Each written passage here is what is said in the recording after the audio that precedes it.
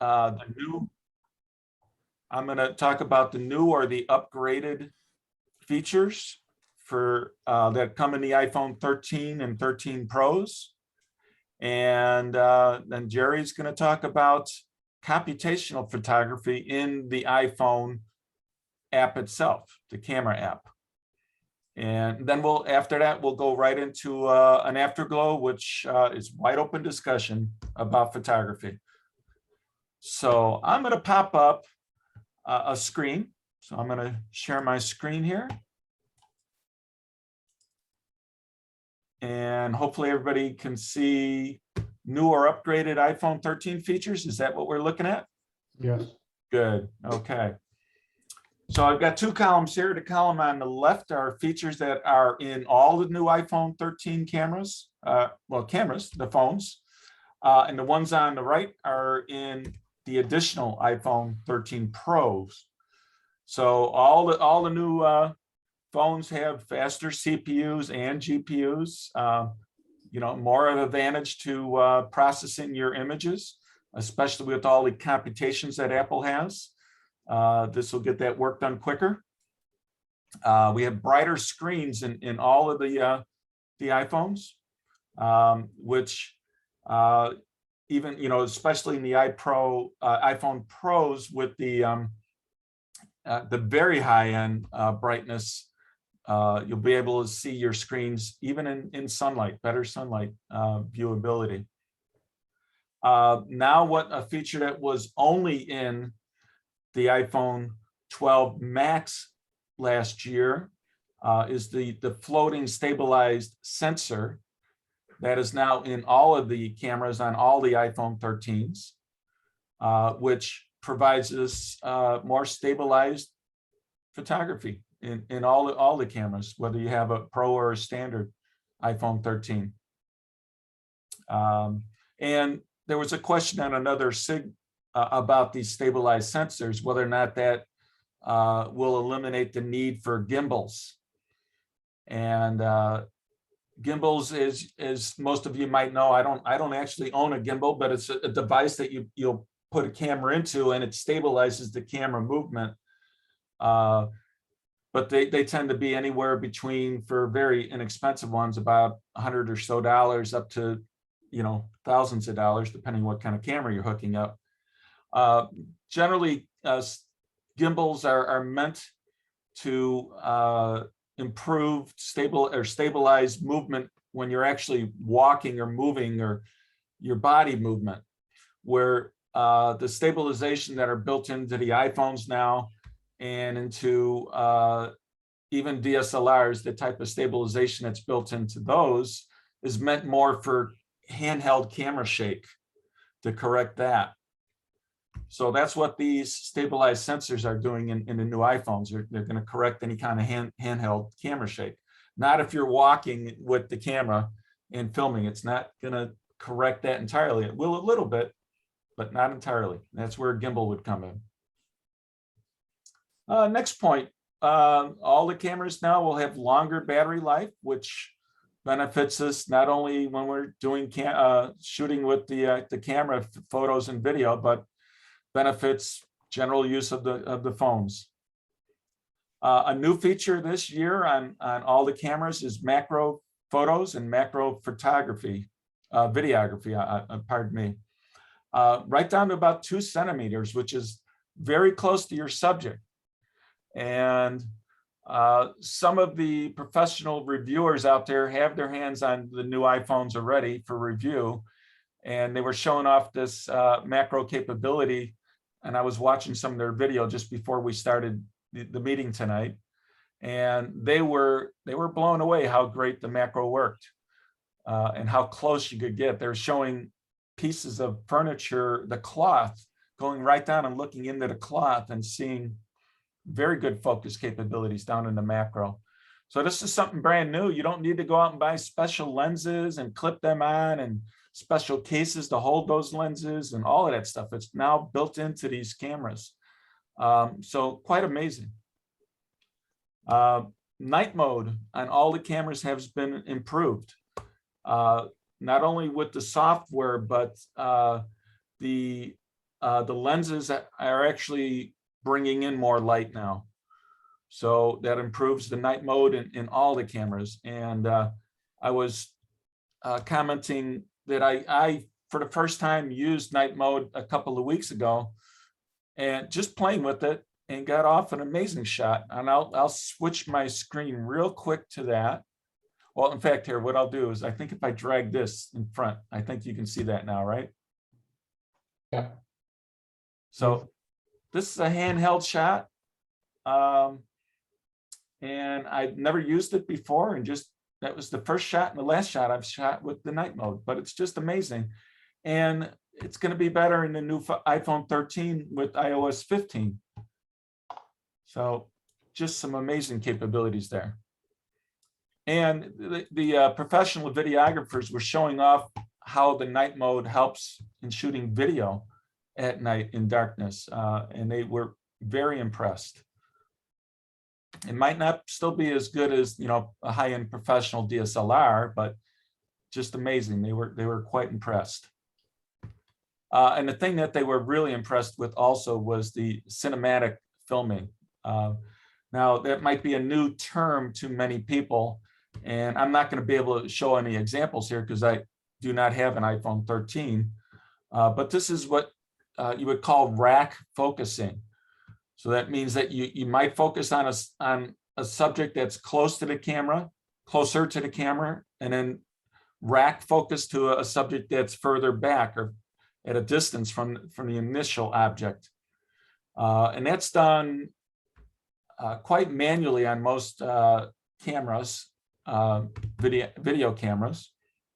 But Apple has allows you to tackle this in two different ways. You can do it manually, so you can touch on the screen where you want your focus to be while the video is recording, and the camera will automatically move the focus to the other focal spot.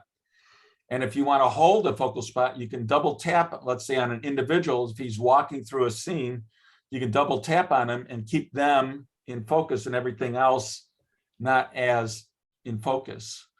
But there's also automatic capabilities with the cinematic filming that what they showed on the Apple keynote showing off the iPhone in this mode is that if you have a person facing the camera, he's in focus, he turns away and there's somebody in the back, that automatically it'll focus on the person in the back, and then when the person in front turns back to the camera, it'll move focus back to them.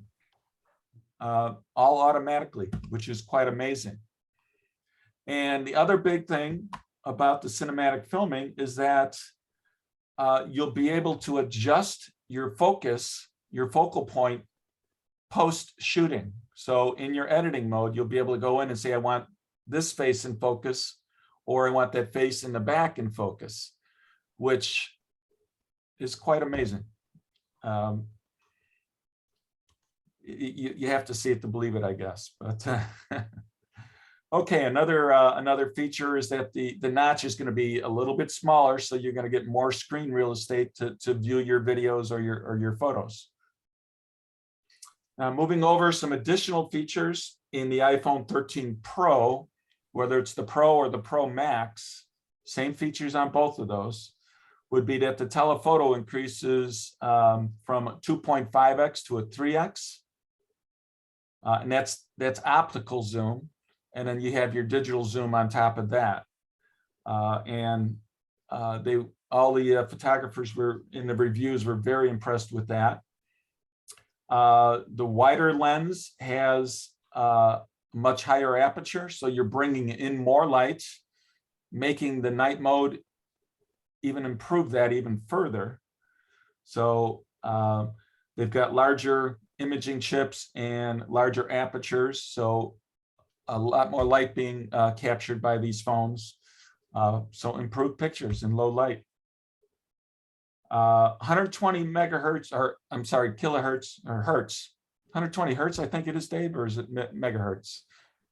It's hertz. It's hertz, yeah. So I have it right here. So 120 hertz refresh rate on the screen, which it's fantastic. That'll give you very quick refresh, much smoother transitions and video. It just look great. And the second point is that this comes with ProMotion. So normally, if you're going to have a phone and increase the refresh rate of the screen, you're going to be using up a lot of battery life running that screen at that high refresh rate. But Apple has a technology they call ProMotion that allows you to automatically allows the phone to slow the refresh rate as it can to save you battery life. So if you're showing off something that's still on screen, like a photo, there's no motion involved, it's just a still image, they can slow the refresh rate all the way down to 10 hertz, saving you battery life. If you're searching the internet or reading an article, nothing's changing very quickly there. They can slow the refresh rate down to save battery life. But if you're watching a video or something, playing a game, for instance, something that has a lot of motion in it, it'll automatically speed up to the 120 hertz. Something that everybody has wanted for a long time. 120 hertz is available on some other manufacturers' phones, but they don't have something like ProMotion that slows down the refresh rate when not needed and save you battery time. So this is a great feature. A future capability, it's not available right now in the iPhone 13s, but a future capability will be able to capture video in the professional codec called Apple ProRes. Now, this is available on high-end cameras and video cameras, and it's a more professional codec, and codec means compressor decompressor. So it's the file format that's saving your images, your video, and so it's a higher quality codec. And with that, you can get higher quality video, and you can import these videos directly into something like Final Cut Pro or other software. Almost any professional editing software will work with ProRes because it's the most accepted high-end video codec. So you'll be able to import the video without having to convert it in use with the high-end video editing applications. That will be available probably in a couple of months, I would say. One thing to watch out here is that if you think you might want to do some high-end video and you want to work in that realm, that this capability will only work with an iPhone Pro with more than 256 megabytes of memory. So if you get the iPhone Pro and you only have 128, it's not going to work. Excuse me. So get 256 or higher. So keep that in mind for that. An additional thing that the iPhone 13 Pro has is that they put a 5th GPU in the iPhone Pro to help with processing photos and videos, along with other things, of course, with normal phone usage like games and stuff like that. But a standard iPhone 13 will have 4 GPUs. They're going to be faster than what's been previously available. But on the iPhone 13 Pro, you'll get 5 GPUs. So you'll get another horse to run your engine, another engine. So there's a lot of these features that are available on all the phones now that if you add them all up, the iPhone 13 and the 13 Pro really have upped the game in the capabilities of shooting photos and video, both. So this is, even though there's nothing that stands out as a huge upgrade, all of them put together is quite amazing upgrade even from the iPhone 12. But if you have anything earlier, much larger upgrade.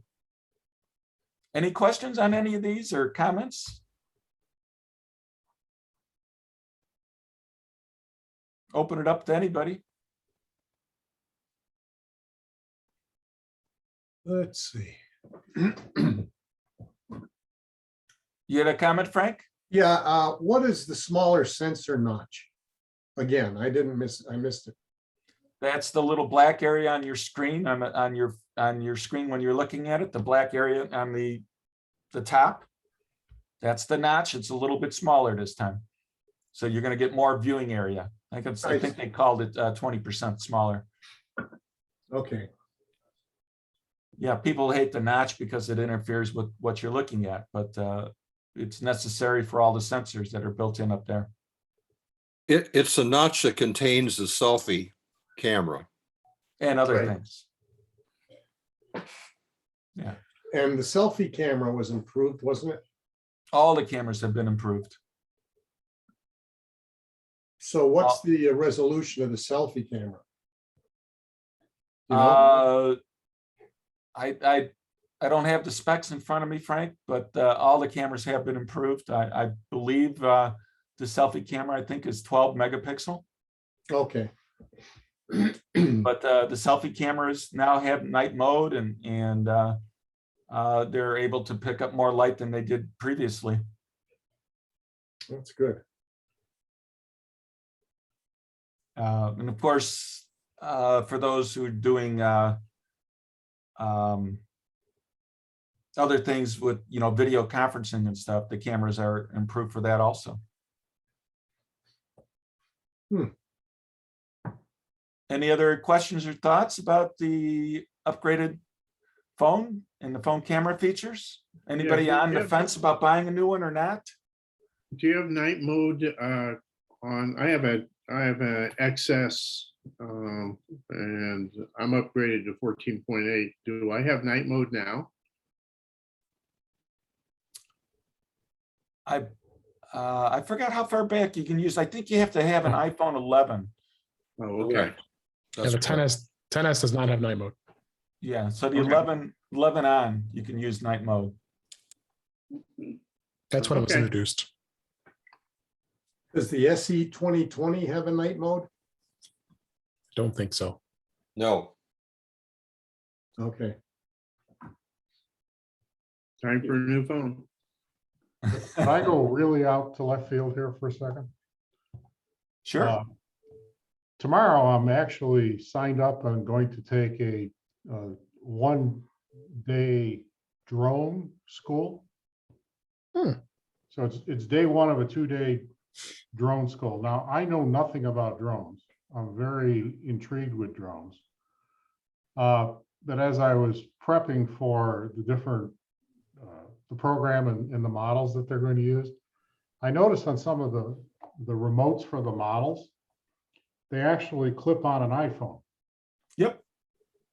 Does anybody have any experience with that? And how does that play into all of this stuff? Sure. Most of your remote controllers for the drones can clip in a phone, whether it's an iPhone or an Android phone. or an iPad mini. Some of them can clip in iPads. Not many of the controllers, but some of the controllers can clip in an iPad also. And so that's in replace of the micro SD card. They're rolling. No. That's your screen. That's what you're doing. Okay. So they don't include a screen with the controller. So they're using your phone, your iPad as the screen. Got it. Yeah. Now, some of the systems, depending on the drone manufacturer, you can save your photos or your video that you're taking with the drone while it's up in the air. You can save that to the phone as opposed to having it saved to a card in Okay. the remote controller. But Got it. yeah. Where's this class? It's about 20 minutes from my house. It's actually it starts in a store for the half-day class of all of the technical sides of this. And then they take you to a private airstrip, which is about 4 miles away, for the afternoon of day one, and then all of day two. And I actually stumbled into this, but the owner of this hobby store used to be the president of a camera company down here, Wolf Camera, in the southeast. And after that went sideways, he basically set up this business. And he's into telescopes and flying airplanes and drones. And this drone thing has morphed into high-level training for people in business and hobbyists. So anyway, What town? it's Atlanta. Okay.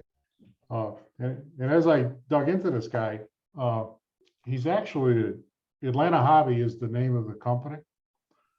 And he sort of morphed his drone thing into a training platform for businesses. So as the businesses have moved into, they use it in their business to survey fields or to survey land or survey businesses, roofs and things like that. He actually trains the employees at this site as well too. Yeah. Okay, Bill, can we hold more of that discussion for the afterglow? Oh, sure. No Sure. problem.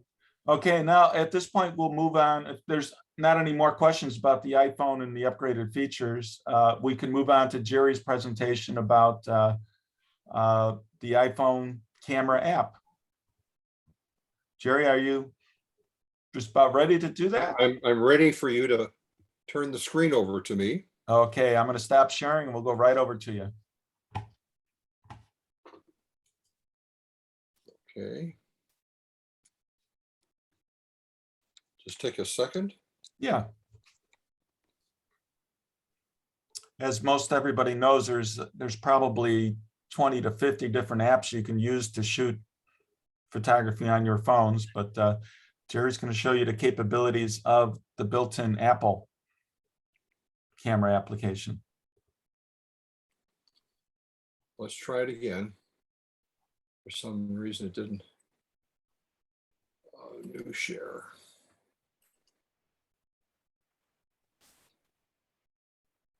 There we are. Okay. No matter what phone you have, I would suggest that you upgrade to the highest operating system, which right now is 14.8. Actually, Okay. 15 now. Okay. Yeah. Well, I'm talking about most people. I haven't gone that far yet, but 14.8 was the old one. And what I'm going to show you tonight, and I hope you can see it on the phone, and I'll do my best. Some people say, why don't you use the iPad? Because we're dealing with a phone here. So what I'm going to do, first of all, I'm going to go into a photo that I took here in Displays. And then this is the Displays Public Library. And I see all kind of problems here, because if you look at it, I hope it's big enough on your screen that you can see that the building, it's kind of like a skyscraper, because I'm using a super wide angle lens here probably. And it's tilting in.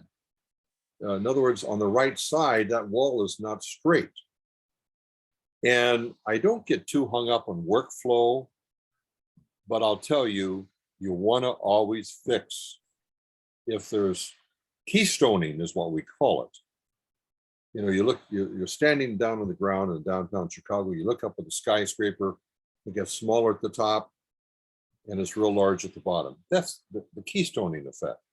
So what I'm going to do, right on the top up here, it says the word edit. And most people don't go very far there because they're not sure what to do. So I'm telling you what I would do right away before I do any other correction in this photo is to go ahead and hit edit here. And one of the beautiful things of this is non-destructive. Okay.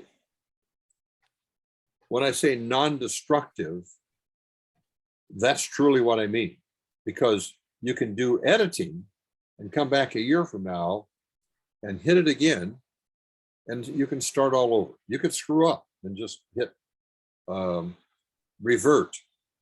So the first thing I tell people to do is fix that keystoning in this building.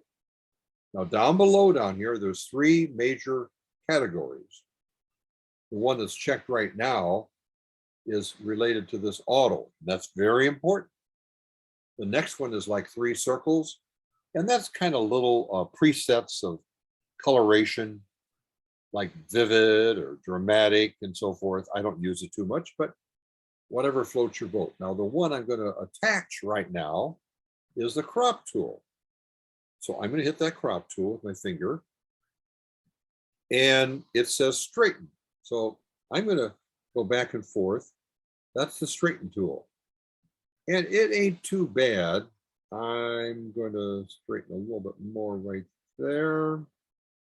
Okay, but I still got this wall right here kind of bending in. So I'll go to the next tool. That's the one right in the middle. And that's kind of related to the, okay, now watch what's happening. See what's happening here? I'm getting that straightened out.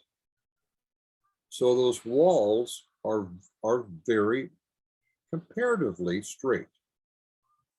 And I say comparatively because I'm using the extreme ultra wide lens here.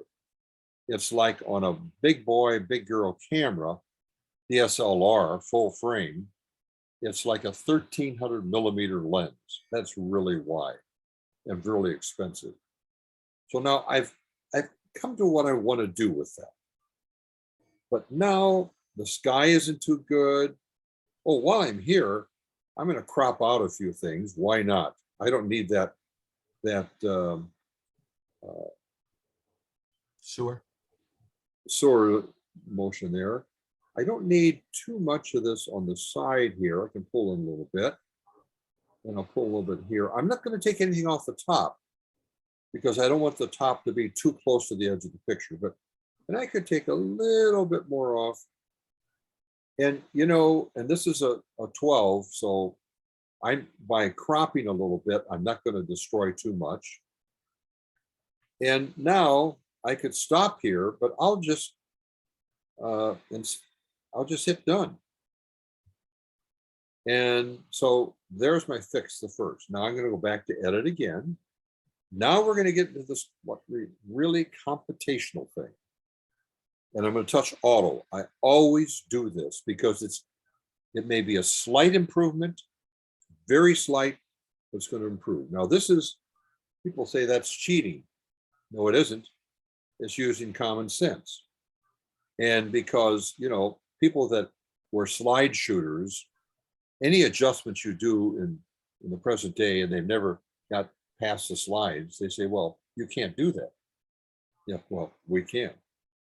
So now you notice I hit auto, and some of these many tools here will have either a yellow or like you see in the first 2 tools, there's one little mark there, and the next one has some yellow, and this one has white, and this was yellow.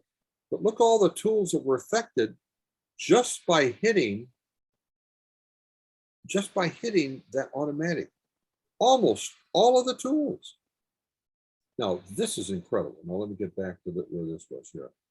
So what I'm going to do now, I'm going to go back all the way to the beginning. And I don't have to hit auto again or it'll knock it off. But the next one up here is exposure. Now, to me, the exposure is fine. I could take it brighter or I could take it darker. I'm just going to leave it. I kind of like it. It's pretty true to the building. I know the building very well. I'll pull the next one. Now this is brilliance. And I will go a little bit higher here, not much, just a little bit. And you'll see as I move my finger down here, you'll see a little bit opening up of the shadows. Now we'll come to shadows pretty soon, but I get a little more interest down here, which is under, it sinks in about 20 feet where the door is there. So now I'll go to the next tool, highlights. I'm not going to touch it at all. I'm satisfied with the highlights.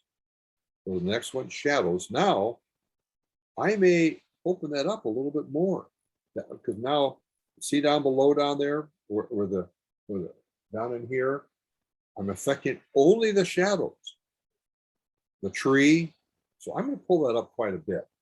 because I like to see the details. And you don't have to sharpen to get details. Sometimes it takes, and we'll get into that. Contrast. In this situation, I'm going to add a tad, not much. People get all excited about contrast and think it looks sharper, but it also starts to look, you know, and you have to learn to kind of, especially if you're doing floral things, hold back a little bit. The next one is brightness. This is plenty bright for me. I won't touch it. Black point. And see, now I could get it more into that again. I could play with it there. And I'm just going to leave it maybe just maybe 2 little notches higher. Go by your eyes, not by the numbers. The numbers, if it's important to you, fine. But I go by what it looks like. And then I'm going to go into saturation. I'm not going to touch it at all. Now going to the next one, which is vibrance. This, let me tell you, too many people oversaturate, and if they like it, that's fine. But if I'm doing an architectural work for somebody, I better be pretty true. Now, vibrance is a different story. Vibrance will bring out skin tones a little bit. If somebody is anemic, it would do some of the colors that saturation really doesn't. So I'll play with it. I'll go back and forth a little bit. And it's pretty hard to see a difference, but I can see it on mine a little bit. I'm taking the vibrance up a little bit. The next one, warmth. What's the opposite of warmth? Cold. Yeah. I'm just going to leave it the way it is, but I could make it look like it was a sunny day. And I would prefer a cloudy day, and I make it look like a sunny day. But you know, sometimes I would up this a little bit. And you got to be careful because it doesn't take much, and you're going to lose it. But today, except for the wind, was a perfect photography day. Cloudy. It was perfect. Bright sun. I put up with it. And I may get into that later. The next one, tint. I hardly ever use this, but what do you want to do? Play with it. Go back and forth. The next one, very gentle sharpness. You don't want to over sharpen. So I'll just pull it up a little bit. I went up to 8. I can't, on the small thing, I can't tell the difference. You know, on my iPad I can, but just on the phone I can't. The next is definition.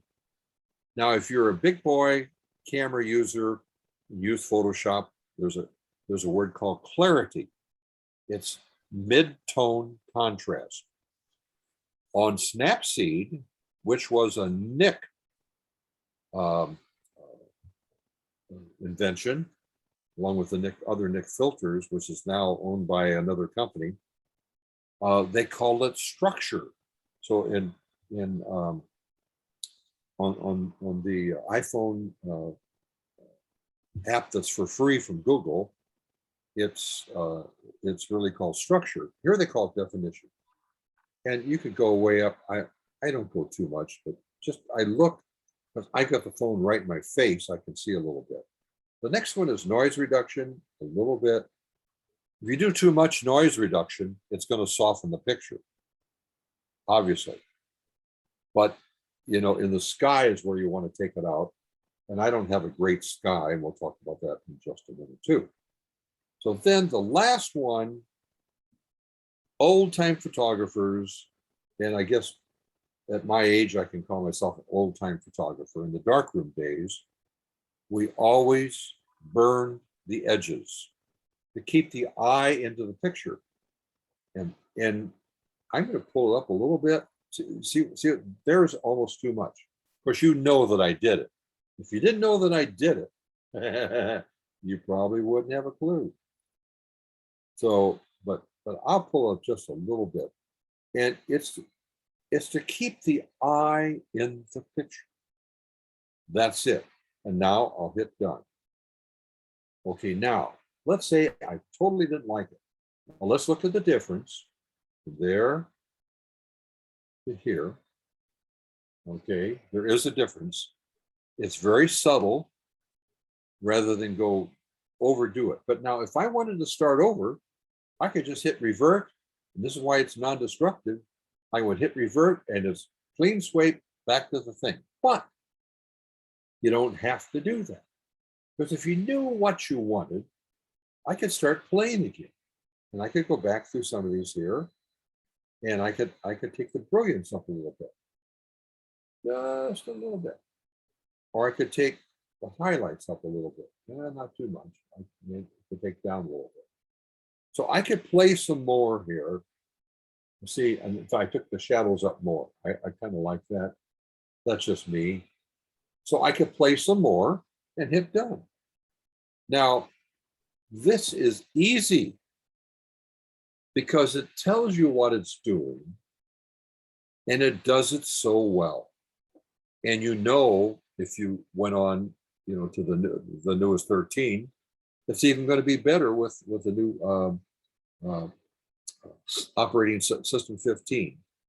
But many people have never played with this, and they'll get 10 different applications, and then you don't need to do it. But it's just incredible. And this, they call it computational photography. I don't know if Jack was the first one ever inducted into the Photoshop Hall of Fame by Adobe.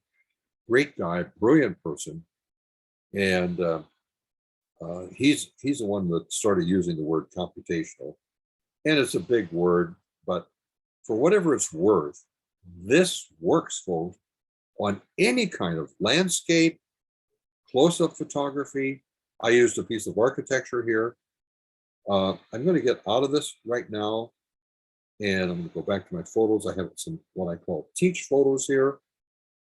And I want to show you a couple things that there's a Japanese term called wabi-sabi. And wabi-sabi is beauty in imperfection.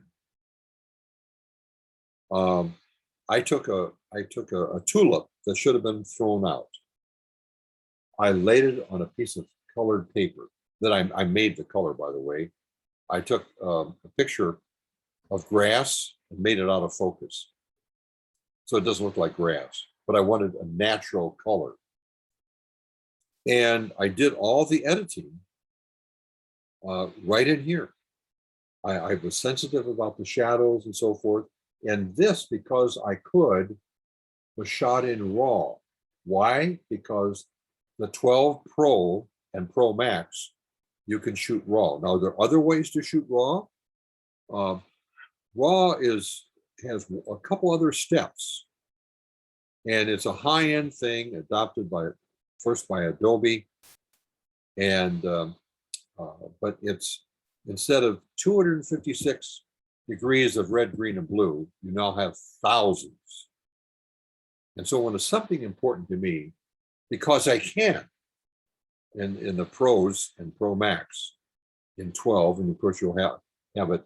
I don't think you can shoot RAW in anything less than a 13 Pro or Pro Max, but I did it. So I'm showing you just a couple things. And another thing that I want to show you that is fun for me, most of you have seen this. I don't want to bore you with it, but this is another thing in your iPhone that goes back to 10. And it's called Live Photo. Now, this is Rosemont Falls.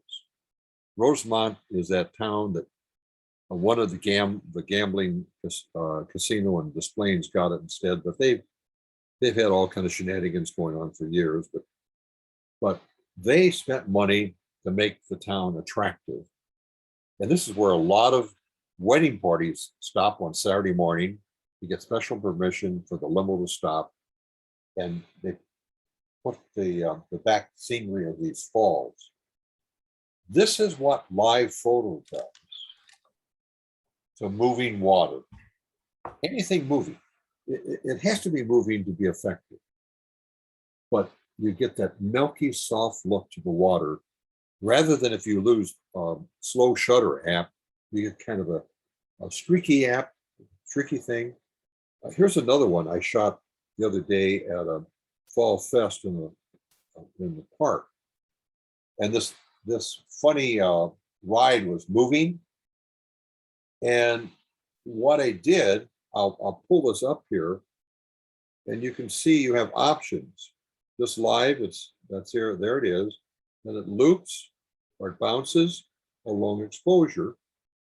And I put on long exposure so that I could get that effect. So moving trains, may have a train picture. Yeah, this isn't a great picture here. I have some better train pictures. But if you're taking the metro or something, you just stand there and hold it real still. Now this guy moved, so it kind of destroyed my picture. But you could, this is anything that's moving, and that moving could be water in a water faucet. Anything that's moving. This is kind of a fun thing to do. A lot of people don't do it, but the important thing, and I'm going to go to my camera here. See this? Turn it off, because it's a 3-second video. Now, if you see lightning, you're downtown Chicago and it's striking the Sears or the Hancock Tower.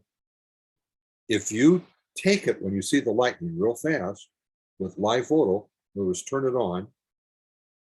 I'll turn it off. You don't want it on all the time, or you get a little burp to some of your photos. That means, because live photo is not a live photo, it's a 3-second video. And I don't know how Apple has done it, but it's 1.5 seconds before and 1.5 seconds after. 1.5 seconds before you actually touch it to take it. It's incredible. But leave it turned off. If you see something moving, hold still and try it. The other thing that most of yours have right here, you see this little carrot pointing up? Point it down. And now you see live photo down here. And here's where you want to turn off. Be sure you turn off the flash. There's very few uses of that flash. One is outside when the person is backlit. You fill in the light. But and so auto on or flash off. Flash off to get the line through it. Now there's a plus or minus. One of those 4.3. This is the size of all cell phone photography. You know, if you want a 4x6, I don't think it's in here. No, it's only square, 4x3, or 16x19. See how this goes beyond here? It goes way up in here. And I'm going to go back. I want 4x3, the standard. Okay, now no matter what lens you use, this is it. Now, some people accuse Apple of being too, like people can't make up their mind. And there's a book out by Scott Kelby, and he explains this, that if your photos are a little dark, you can take this and jack it up just a little bit and do it. I just trust Apple here. I don't get too excited about it, but you have the ability to control plus or minus, just like a big boy, big girl camera. So you could, the biggest thing in wedding photos right now are high key, bright, very bright. And if I were taking a wedding, probably one would be the in thing for the bride and groom. I would do a plus, maybe a whole step, about 3 lines. The next thing, it's a timer. You're doing a selfie, and it actually works pretty well, because when people see it, it'll have like 3, 2, 1, bang, or the 10-second. So it really works, especially if you've got a fun group and you're having fun and doing a selfie. They can see the numbers. You don't even have to count for them. 1, 2, it's going to take off pretty soon. It'll do it for you. And it's kind of a fun thing. I leave the timer off. And the last thing here, this is like the Olympic circles. This is also back in our adjusting pictures. These are what you can do if you want to. These are different. You can change if you like different looks. There's vivid warm. cool, dramatic, dramatic warm, dramatic cool. Ah, mono, black and white. Okay, you could shoot a whole series of black and white. You could do street photography, and most street photography is black and white. Doesn't have to be, but that's a traditional street photographer. They're still copying Cartier-Bresson. You know, the next one is kind of a silver tone, a little warm tone. When you say silver, you don't think, but it's a little warm. The last one almost looks like infrared. They call it Muir. Well, I don't do any of these. I go back to the original. I'm showing you this because it's right there. Now, I always go back and take this carrot out and point up again, so I don't have all this confusing stuff there. But there's a lot of things. Now, this has been there since iOS 14.2 or 3. And I'm telling you that it's very important. It's really important. Now, shooting video, right down here. Did you see what happened? Let me go to photo. I touched video. A lot of you never noticed this before. You shoot video, look at that. And video should always be shot, you know, unless you're in a hurry, horizontally, because that's the way your TVs are. That's the way all the big screens are. They're horizontal. You know, they used to be squarish. And there are some people who will start shooting video. Scott Kelby says he's not one of them, and I'm not either. But they'll start a video, and then they do it so they get that bigger screen, and then they'll start shooting up here and taking pictures, stills, with that white spot. I'm showing you something you probably didn't know. Okay, so now I'll stop it. I'll get out of this. Yeah. Stop. We've got to stop the video to get out of it. Okay, that's another little trick that some people are doing. I don't see the use for it, but it's there if you want to use it. Now, you saw before also that you can do 16 by 9.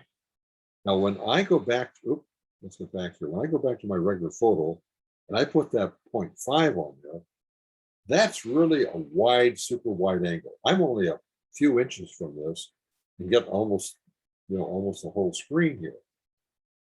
Where do I use this super wide? Up close. When I want to get near something. If I shot this in the mountains are going to be further away. So this is where you want to get up close to something. And I'll show you an example. Let me go back to my regular screen and go back to my photos here and go back to my albums. And just recently, I had a group and we did some night photos, night photography in downtown Des Plaines. This is a camera club thing. And of course, they're all ticked off at me because what I was able to do, and their big boy cameras, they were fighting the whole thing. And there's been there for years. It's closed down at night now with this thing called the Sugar Bowl. Now that was shot at 8:39 p.m. And the lights were not on. I did not mess with this. And to me, that's incredible. This is night mode. I've got some more in here also. Here's the rebuilding the Des Plaines Theater, but these are all, all of these were in the night mode. There was a staircase and a parking garage. You wouldn't get this. Look at this. This is using a super lens. I'm right up against this new marquee here. And this is night mode. It's incredible. It really you want to show people how to get into night mode? We had a question earlier. Yeah, let's do it. So I'll get out of here, go back to the camera. Okay. Now I'm going to just reach underneath. It's totally dark in here, except the light that I've got this little light shining on me and the screen. So I'm going to go over here and I'll turn it off. Now, to use the night mode, because some of you will be getting the 13, you go up here and hit the arrow and you go down to the bottom and touch that. If you want to turn it off, now there's the wall back behind the door. Now I've got some things in a plastic bag for backdrops and so forth. I never use them, but anyway, now I turn this all the way over to the side, and I can actually get a 3-second shot in night mode. So I'm going to touch this, hold still, and you saw the thing. Did you see the thing move when I shot? It was taking a whole series of pictures. So you don't want to be moving too much. Now let's look at the picture. It's incredible. It really is. And if you have 11 or a 12, go in your bedroom during the daytime when there's light coming in the windows, turn off any lights and open a closet door and take one with night mode and without, and you will be amazed. It is first class. But so when that yellow thing shows up here at the top or down here, I usually pick that little thing and then go down to it. Now I can shoot up here, and it will, if you're got dark enough. Well, let's go under the table. There is no light under the table, no light whatsoever. Look at that. You're seeing all my ugly cords under there. It is totally, I can't see under there. It's totally dark. My eyes cannot see a thing. I can't even see the lights on my motor. So this is, now the thing that every 13, not even the Pro and Pro Max, as Jeff said, will have night mode. That is big. I'm going to show you a picture here. It was 4th of July. This here. It was 4th of July, and oh, I think I have it in here. Oh, that's my teach. Okay, sorry. Albums, teach. Here's 4th of July, 5 houses away, shooting fireworks. And it's almost like daylight. You can see details and the people down here. This, I don't know what time, this was shot about 9-10 o'clock. The neighbor's bushes got a little reflection on it. Well, you saw Jeff's picture with the boats. It's just incredible. And that was with an 11. And now this, this might move, but it suppresses noise. And part of it's called LIDAR, where it goes out and it's almost like sending the pulse to measure that stuff. It's pretty exciting, believe me. Now, I'm showing a couple of my students' pictures here. This is at the Illinois Railway Museum. We're going to make it bigger here a little bit. You see those power lines right here? Ugly, ugly, ugly. So I encourage and they're in the tree here, they're down here. I said, take those out. And there's an application called Touch Retouch. And this is the change. Look at the difference. It just cleans it up. And I don't care if the power lines are white or black. Touch Retouch will take them out. Now, I'm going to show you something that if you object to it, that's your problem. Well, this is another student of mine who shot this in Philadelphia. I don't know where they were. You can see they're way up on a hill. And there's the river down below, the famous river in Philadelphia. But white sky. Well, she used a program called Distressed FX and put a texture in and put some birds in. Now, you don't have to like it if you don't want. I kind of like it. I'll show you another one here. And this is teach. I think students. I know what I want. Students. Student work. Yeah, here. This is J.R. Schnelzer, one of the top photographers in the United States. Anyway, she took this picture of her husband, and it was real distracting. She used the portrait mode. She had it out of focus, but then what she did, she put a texture only around the outside, not over him.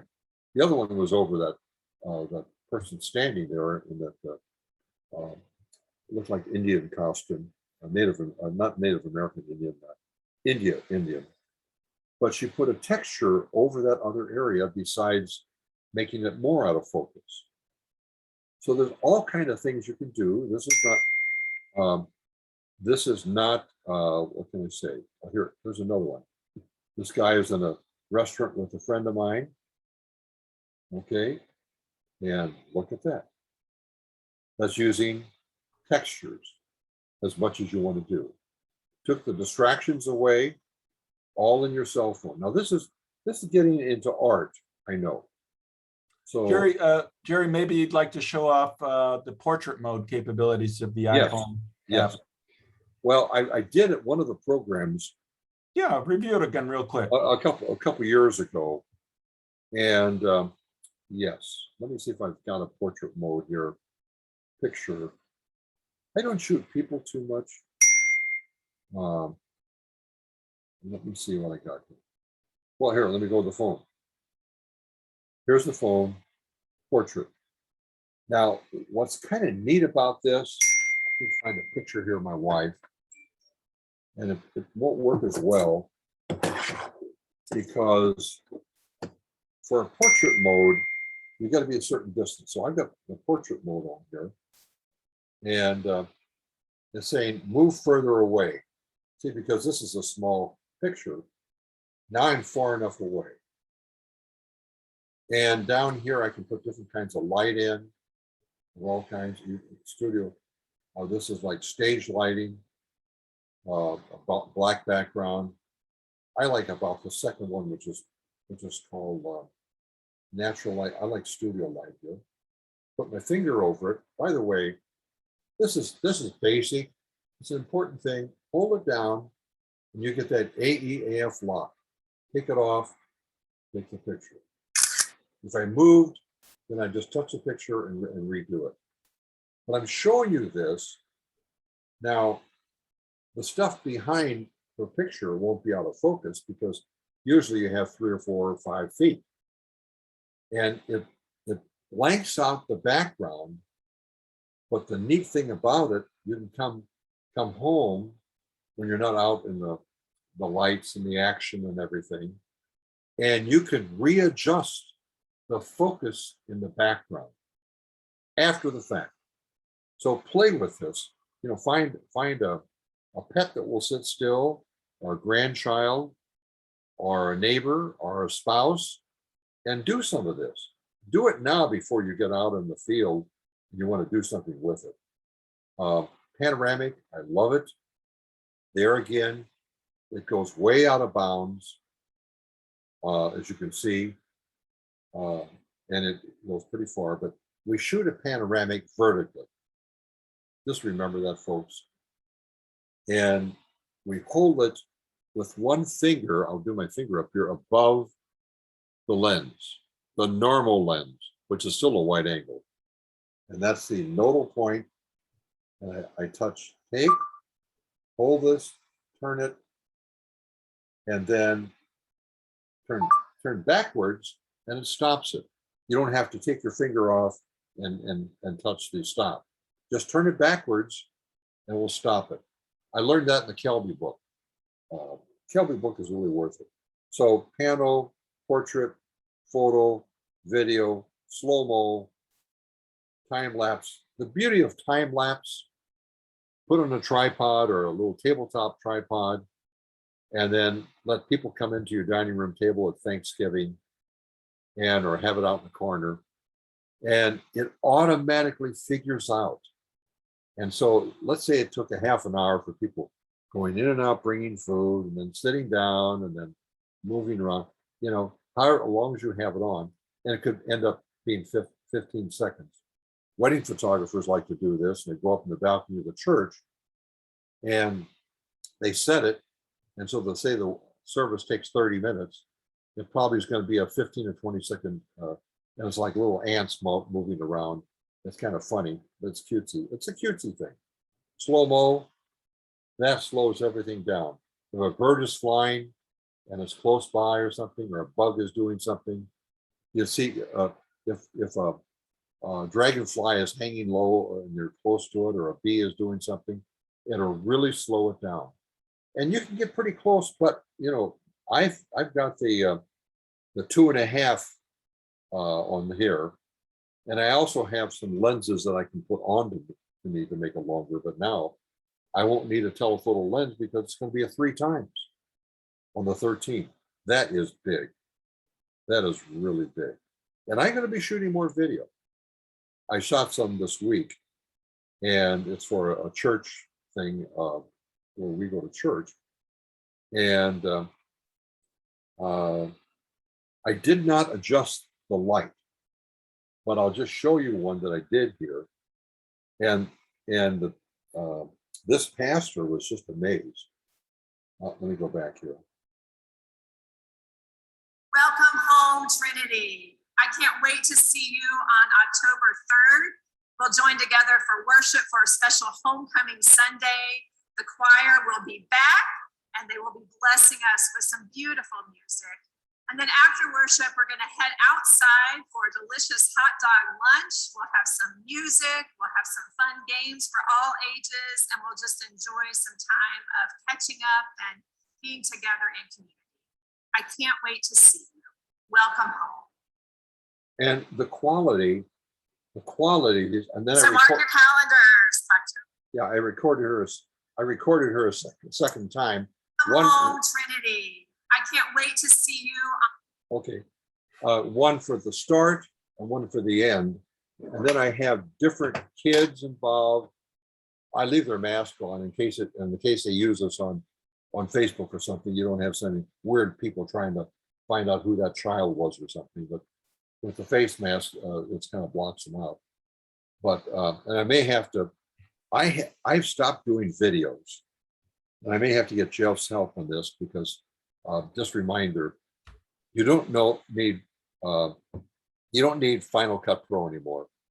The iMovie, which is free, is so good.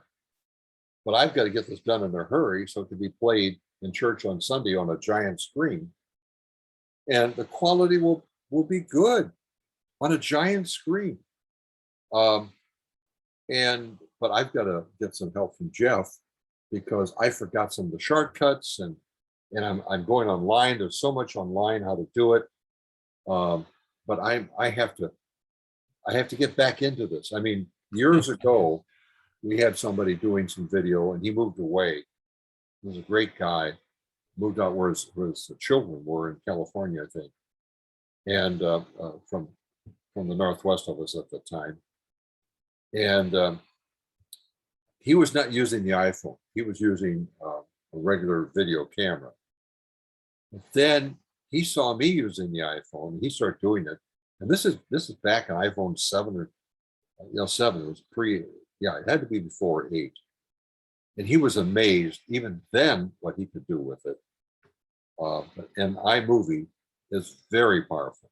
Well, I've talked a little too long. I'm sorry. It's all right, Jerry. Why don't we open it up for questions concerning the iPhone camera app and see if we have any of that. And after that, we can go into the afterglow. Yeah. So anybody have a question for Jerry or even on my presentation from earlier, please?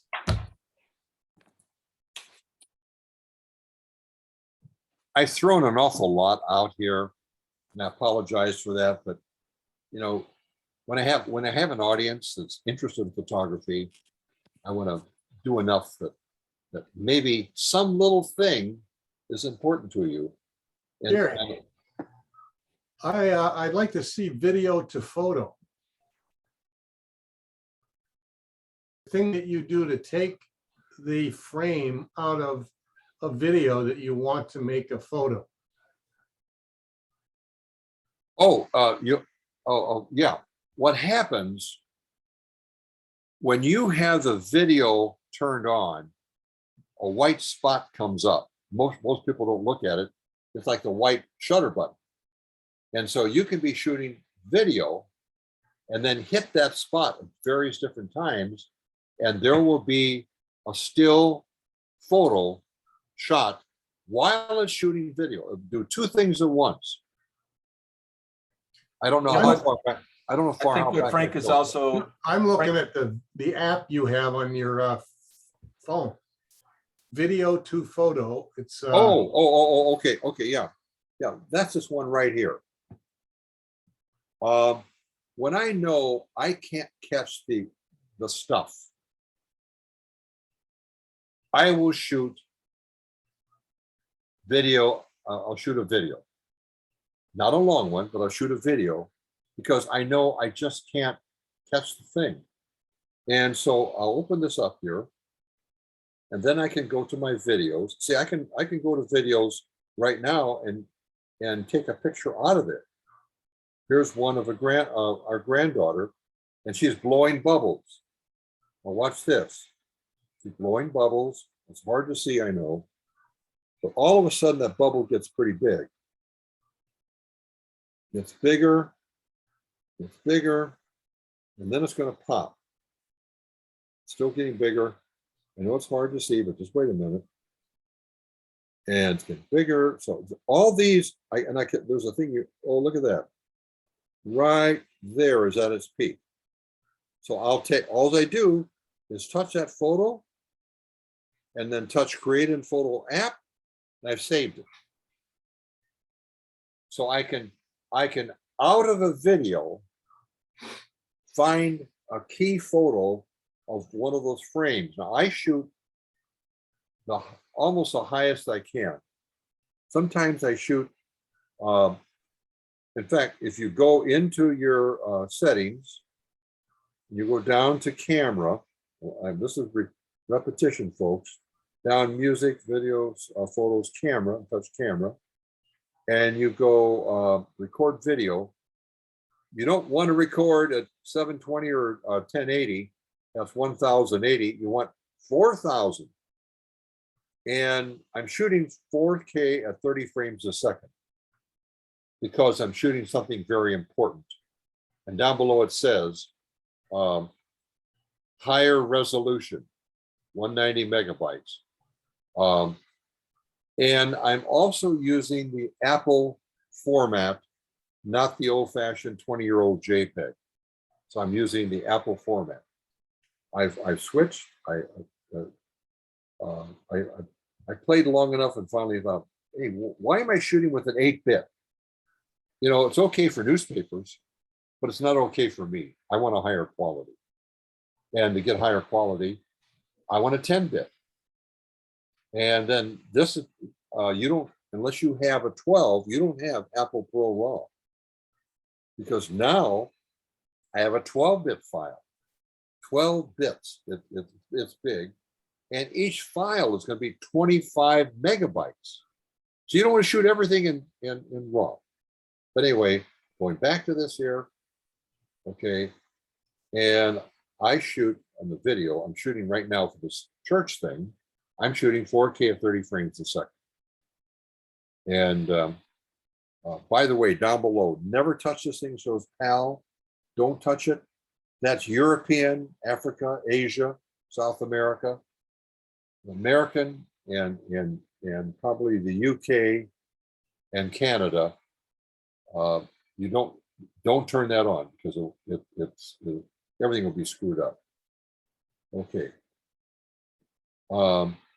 Okay.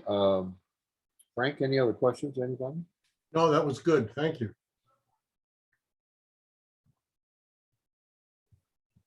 Well, if you got one little thing out, if you picked up one little or a reminder, and you know, some of you are nobody's as old as I am, but sometimes you forget things.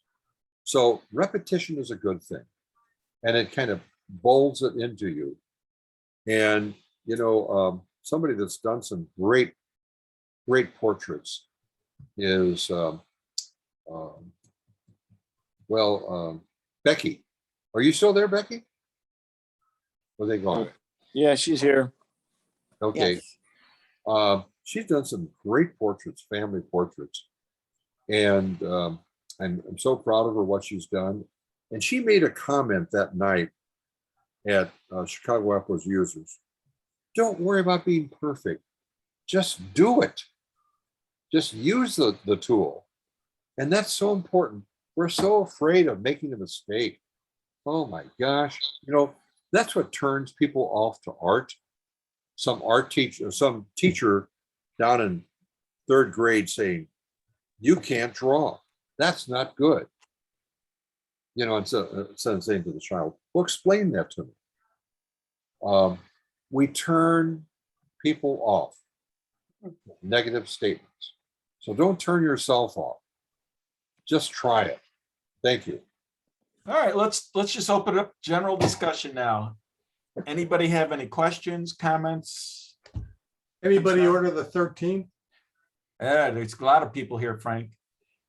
A lot of people ordered it. Yeah. Yeah, I had trouble with the ordering online. Did anybody have like a roadblock or two? I think most Yeah, people have Frank, theirs I ordered. did. Yeah.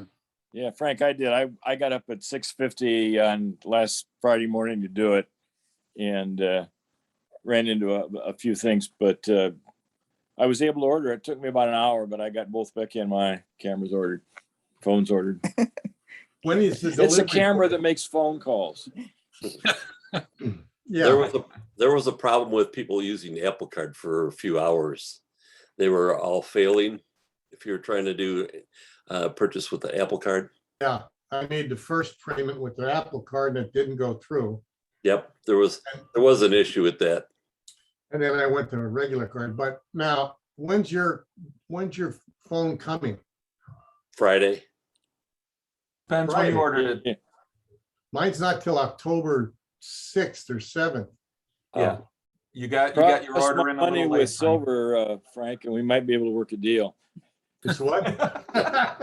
Cross my palm with silver, we might be able to work a deal. Ours come on okay. Friday too. Yeah, it took me about 20 minutes because I tried using the Apple Card 3 or 4 times and it kept failing. So I used another credit card. I did see an article from, I forgot where it was mentioned in it, but they did say that Apple will give anybody that tried to use the Apple Card and wasn't able to do it, they will still get the 3%. Oh, cool. Oh, good. Yeah. I wish I could remember where that article was. I would share it with you guys. Hopefully it was something that Apple actually responded with and not somebody making that up. Yeah, it was from Apple, but I don't know where I saw the article itself. So it might be something that Apple put on their Apple support page too. So somebody's going to be getting it Friday. Is that because you ordered it right away? I mean, I didn't order it right after the Thursday event. I ordered it, I think, Saturday or Sunday. Yeah, it depends on when you ordered it and what model you ordered and what their stock is, Frank. So Well, that's top of all the gonna line. depend on when you receive it. The pre-order 13 started Pro on Max. Friday at 7 a.m. And I got mine about 20 after 7 when I finally ordered it, and it's coming on Friday. Yeah, but if you choose a color. that Same was experience that popular- Becky and I had. Okay. iMac Pro, or not Mac Pro, the phone 13 Pro Max is what I ordered. 256, I think. And Apple Care with theft. Okay. Is anybody out there practicing with their iPhones to take better pictures with their iPhones? Because that's the camera you always have with you. So even if you have as Jerry says, a big boy camera like a DSLR or a mirrorless camera, any camera, you really should be out there and practicing with it every now and then, especially I believe an iPhone, because it's always with you. And you never know when you get a cool shot of, some image or your family members, you can whip out the phone and get a good picture. And if you're not familiar with all the functionality, you might miss something great. So it's a good thing to go out and practice. Mhm. I use the word play. Play. Yeah, right. I agree with that, Jerry. I like Adults that. have to play, and And there's nothing wrong with that. And, we practice the piano. Okay, you get better. But kids get better at things by playing. And adults can too, just as Jeff said, get out and do it. And it doesn't work. It gets you in the mood. It gets you into what I call the intent. What's the intent of the picture? You want a better picture? Learn to use the tools. You know, Yeah, what- You got to try things. Yeah, Yes. just think about today that you can take 50, 20 pictures, no cost to you. Think about the days of film. And how long you would have had to wait to see your results, to see if Right. you're taking a good picture or not, and how much it cost you. I had a photo class back in the day when I had an Olympus OM1. And the instructor gave everybody in the class a specific corner of Elgin. And we had to get 72 black and white photos that were interesting without moving from that corner. So, 2 rolls of 36. And I've used that for myself all along the line, even now with the iPhone, as I look around at the least interesting place I could possibly see, and I force myself to find good pictures and take them. Yeah, and now with the That really iPhone helps. 13, with the iPhone 13, you can shoot macro shots too. That's right.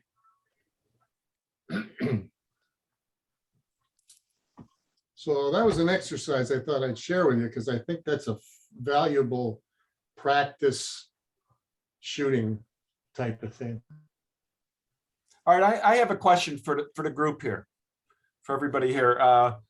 Jerry, Frank, and I were discussing whether or not we would like to have the photo SIG have an additional SIG meeting, a live meeting to shoot fall colors.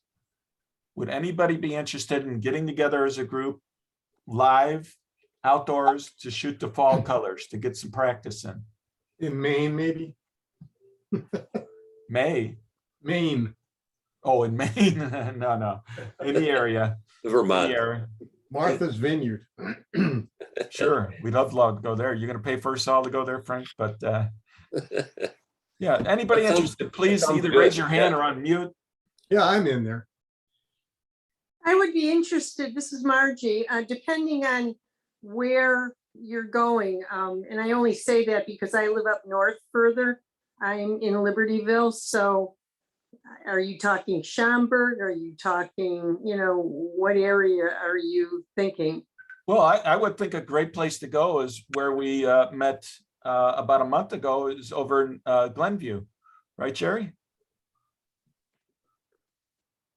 Yeah, another good place, but not everybody has a membership, is the Chicago Botanic Gardens. I just got notice that there are certain area that the colors are coming out, but I could drive over to the Glen and keep reporting to Jeff, hey, it's happening, because that's on Milwaukee Avenue. It's not very far away. Easy to get to. It's kind of centrally located for the local club members. In fact, we could go over to Becky and Ed's place. They got so many trees behind them. But Yeah, you can come on it may over. not- it may not be the best this year because of the dryness. Mhm. They may just all fall off. It's hard to say. Hard to say. Well, we just wanted to put it out there, see if there was much interest. If there is, please let us know. We'll try to pick a place and a date, and we can all get together and play with our cameras, whether it's an iPhone or a full-size camera, any kind of camera. Or drone. Or drone. Well, depends where we're going. You might not be able to fly a drone there.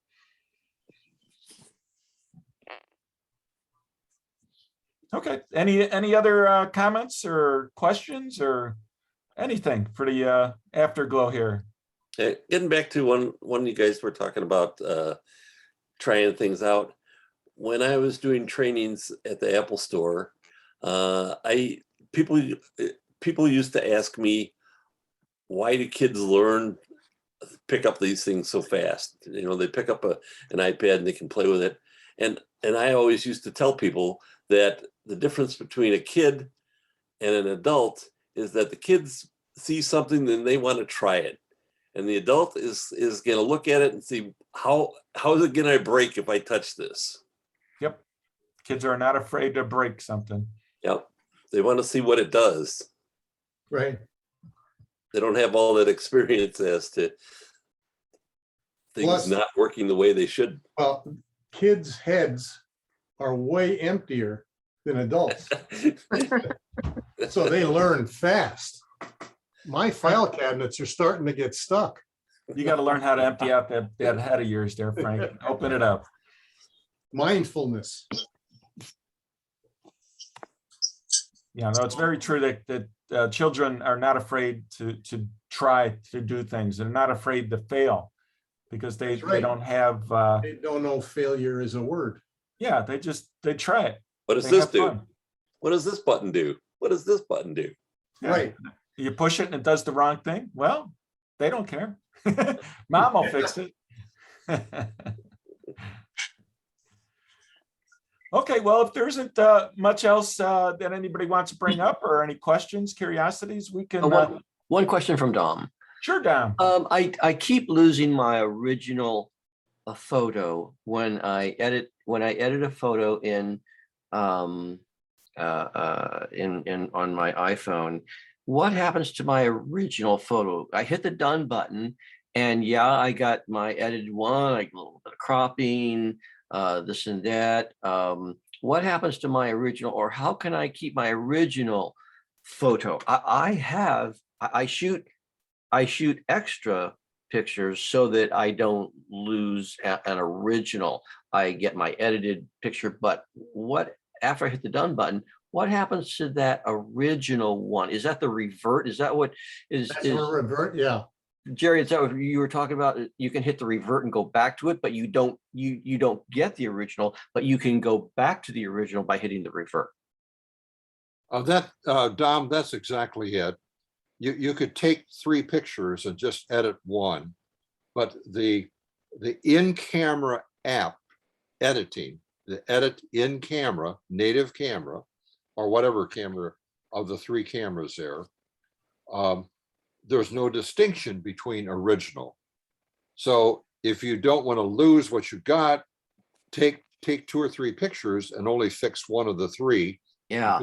Keep one unfixed. Yeah, that's sufficient. Let me finish. You can actually, Let me finish. If you're taking an application like Snapseed, which is free, and you edit it, okay, you save a new one and still have the original.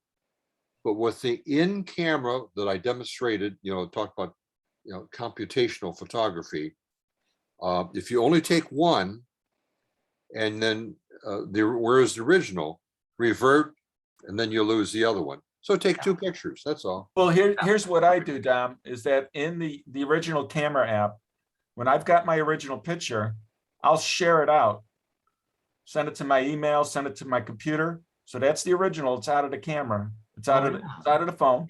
Then go and make your changes, share that out, make more changes and share that out. So you're actually sharing copies out. Nice tip. Thank you. Yeah, good. Well, another thing that you can do, actually with the share button, you can duplicate a picture. Yes. So before you make any changes, you duplicate it. Now you've got the original, and then you can make changes, and you'll have your changes on a separate image. Yeah, that way you can keep Now, them all in the there's phone. another alternative is if you go into your Mac to do the editing, the Photos app, and you go to the Photos library and you right click on it and tell it to show package contents, you'll find one of the folders, I think, is called Masters. And all the originals are there. That's where revert goes to revert.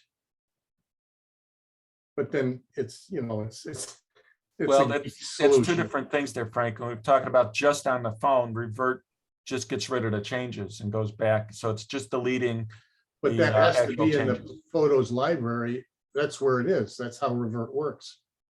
No, that's only if, let's say you don't have a Mac, Frank.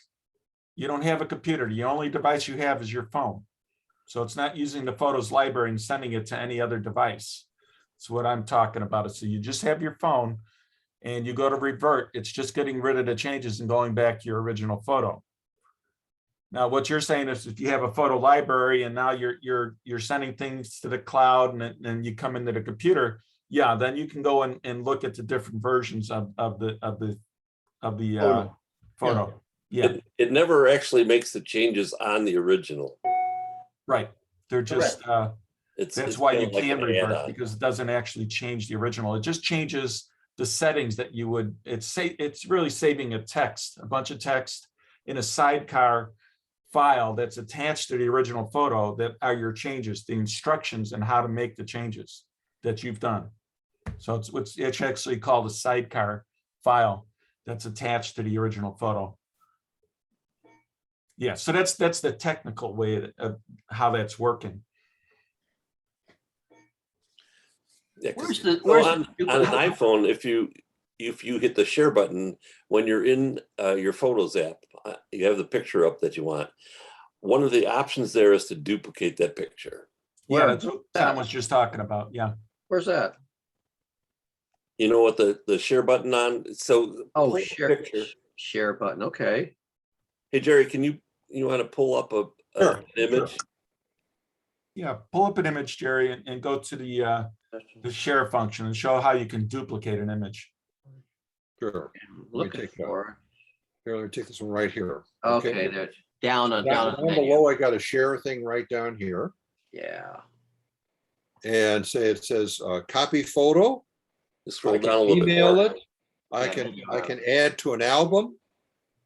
I can add to a shared album. I can duplicate. There you go. That's the duplicate button right there. There it is, right there. Yep. Right there.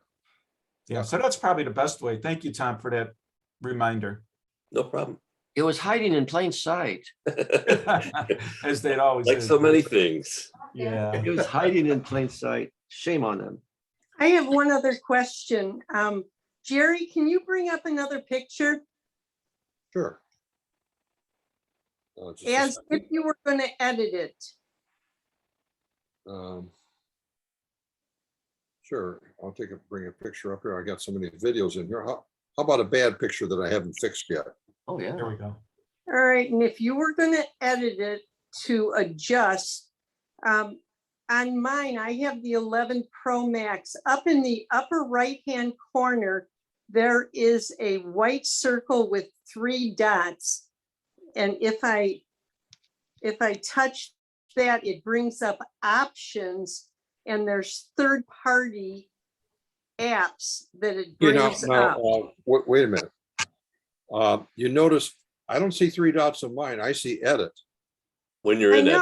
know. Now you see Now. 3 dots. Oh, yeah, and if you hit those 3, Oh, yeah. How See, can now I can go to other applications. I can do, I can take it to different applications and so forth. That's what that's for. By the way, how did Sun you get those? was behind these people. You want to see something? Watch this. This is that computational thing here. I'm not seeing your screen. You It's can't. there. Again, it's there. It's there. Okay. Brilliance. And now shadows, bring them all. Look, I pulled the shadows all the way up. Isn't that neat? Yeah, get rid of the highlights. Now watch this. See how muddy the man's face is? It's pretty muddy. Contrast. If I take less contrast here, see there's too much contrast. I just take away contrast and look at that. Walla walla. Very nice, but my question is, with that round circle up in the upper right-hand corner, when I go to that and maybe I want to use retouch, how did you get so many options into Okay, that so now, area? it's a shortcut to get to retouch. It is, yes, but I have a lot of apps on my phone, but I don't know how to get them into that options area. Oh, well, I think if whatever you've got and use it. I can't answer that question. Oh, I think it's apps that you use. I've got 339 apps on my phone. oh, Do I good use Lord. all those? I ought to trash them because I don't use them very often. But it's the apps that you use. And then the phone just automatically, when you use it, it brings it into. It the will put up the stuff that you use, correct? Nice. Okay, thank you very much. Thank you. Okay. That's exactly. Good yeah. question. Good Thanks. question. Oh my gosh. Okay. All right. Well, I'm excited about the 13 now. And now I think I'm probably going to order it tomorrow. Yeah, get your order in now. It'll be a while. They're pushed out now for order. So there's going to be a little bit of a wait. Jeff, do you know if I can do a trade-in online? Sure. Can you? Okay. Yep, you can Definitely. trade in your phone. You should get, Marjorie, you said you had the 11 Pro Max. You should get I quite a do. bit of money for that. Okay, good. And do you Yeah. think it's worth it to sell it that, or to trade it in that way, as opposed to, I have always in past years sold my old phones on Craigslist. Well, it depends if you want to go through the hassle of Craigslist True. or other ways of selling it. It's possible that you might be able to get more money that way, but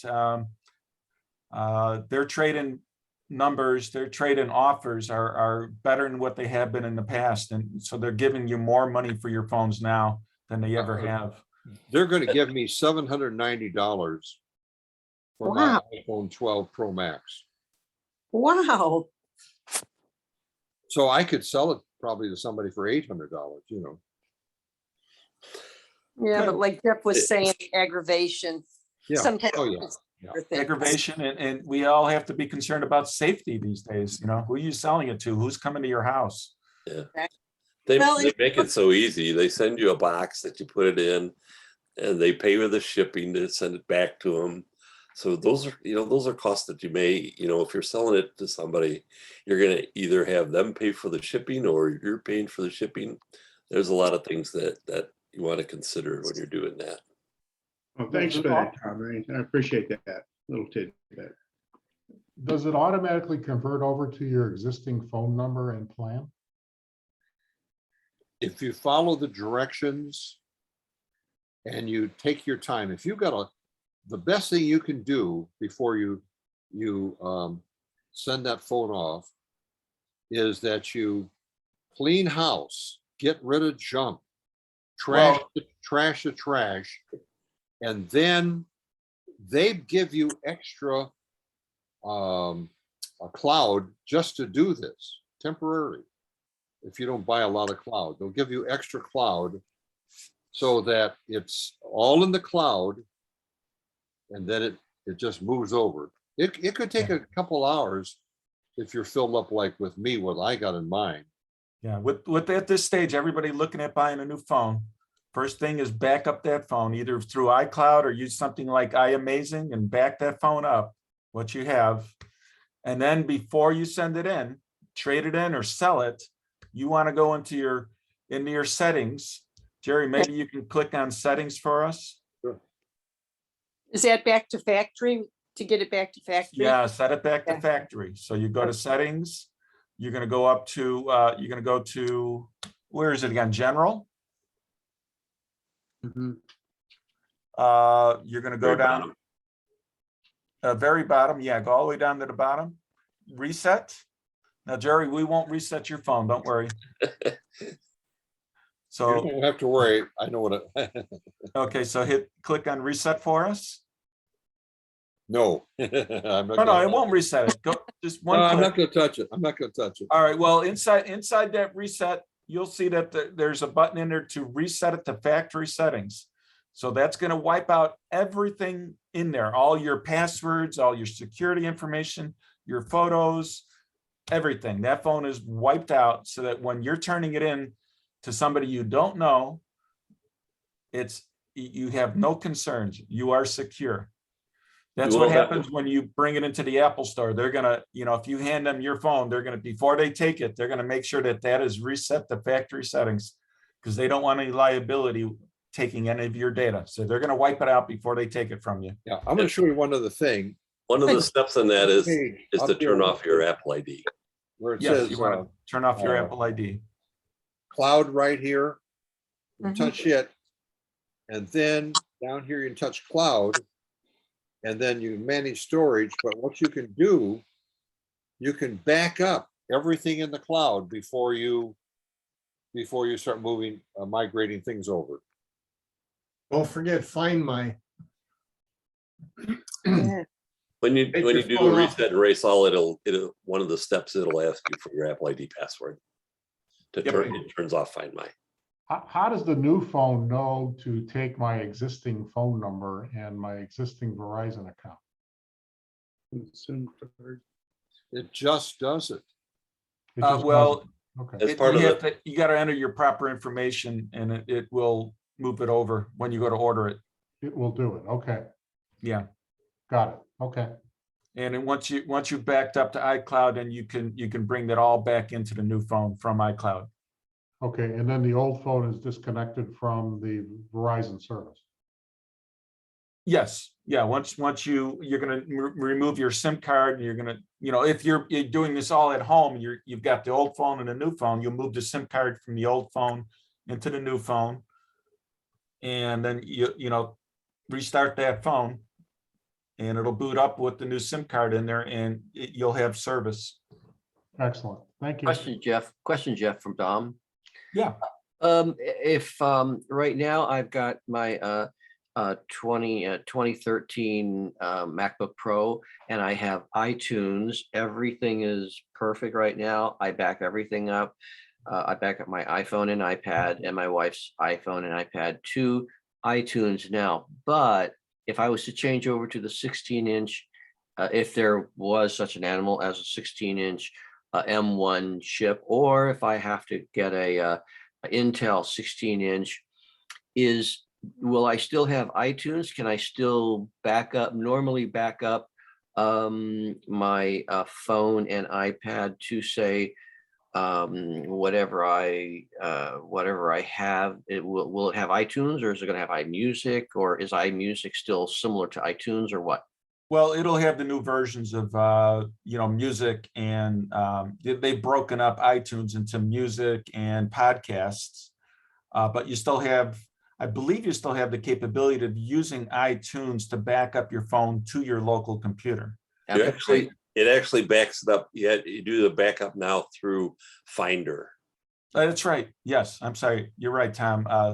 The new backup with the new operating system, you use Finder to back up your iPhone to your local computer, as opposed to backing it up to iCloud, which you can do directly from your device, your mobile device. Okay. Some of you that have worked for Apple, Tom and others, that's one of the nice things about Apple.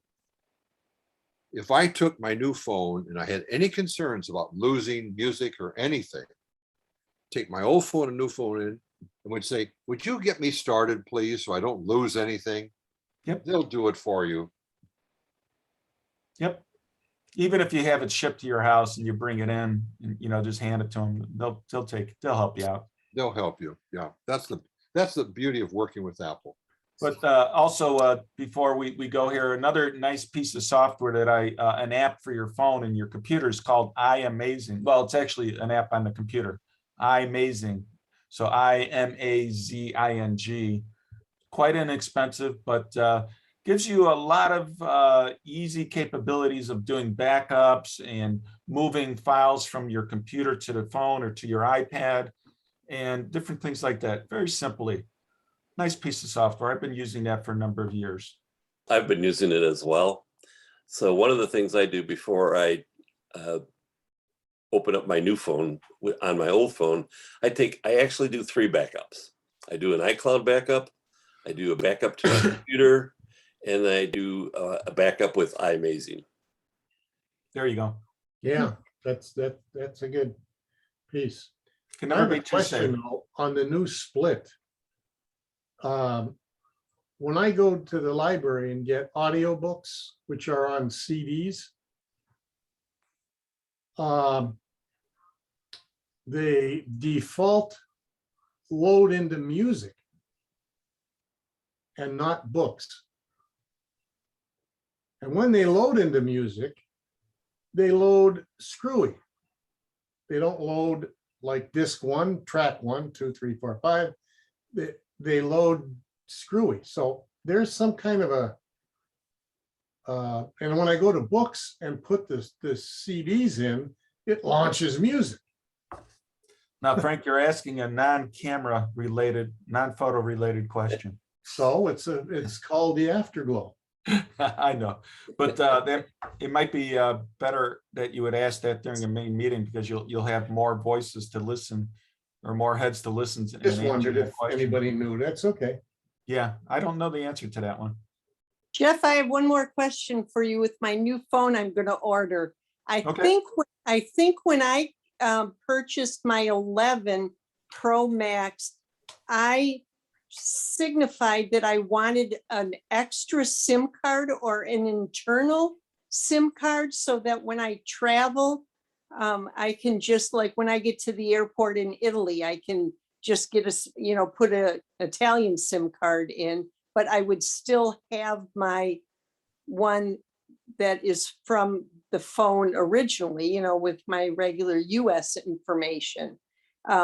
Is that still on the 13? Is that standard now, or? I believe that is standard. I didn't see any mentions of the what they call the eSIM. That's would be called an eSIM, an electronic SIM. Okay. That's been around for a few generations. I don't remember exactly when it came out, but Yeah. it is standard on all the phones. Yeah, It is I think that came out in okay. the 10s. I think that Okay, came so I out don't in even have iPhone to, 10s. okay. All right. Well, I greatly appreciate everybody's input tonight. I've really enjoyed this. Okay, well, thank you, Margie. And thank you all for coming out. Thank you, Jerry, for your presentation. And we will see you all at the main meeting, and we'll send out information about the next SIG meeting for the photo SIG. I have one quick question. Okay. Is there, are you going to send out a video of this? It is being recorded. It will be saved up onto the club's YouTube site. Okay. So you can go back and review anything from this meeting. I had a conflict. There was this Des Plaines Library had a slideshow or a Zoom meeting on photos of Lincoln. Ah, cool. So that I came in about a half an hour late. So okay. Yeah. So you can go up on YouTube and see the recording. And Jeff, you want to keep recording the afterglow? Nope. Well, no, we normally turn it off during the afterglow, but I forgot to turn it off. But Okay. it's going to be in there. Okay, sounds good.